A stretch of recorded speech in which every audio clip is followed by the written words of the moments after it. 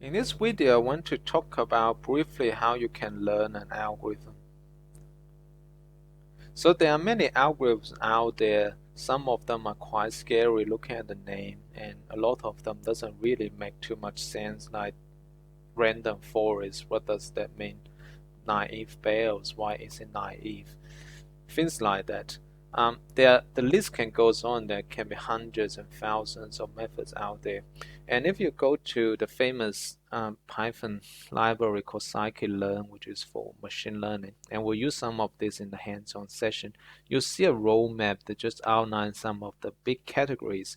And if you go to each of them, there will be like at least 10 or if not hundreds of methods out there, and probably not all implemented by scikit-learn, but definitely there are hundreds under some of these categories. So how do we learn them? Well, the best way to get started is to learn through some simple examples.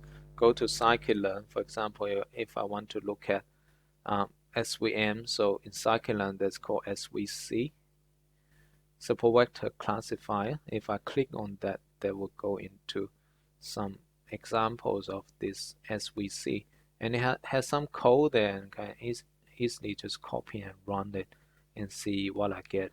I can easily change some of the code with my own data and see what it looks like. So that's pretty much how I would get started with this. And you will always start with a simple example, then with some of the default parameters. Then you try to discover some of these parameters and override some of them. So you start simple and go deeper and make it more complicated until it fits your question or problem. Second, you need to understand some of the assumptions once you play around with the examples. Knows what hyperparameters are there for you to fine-tune, and use the proper method like cross-validation to find out those hyperparameters.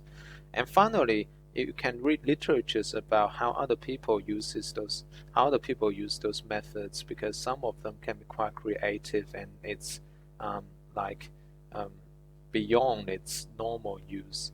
So learn from other people and combine with your own experience.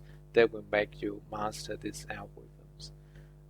You might learn one over a month and then the other one in 15 days, things like that. And after you've learned some of them, you have the critical mass to master or quickly learn a new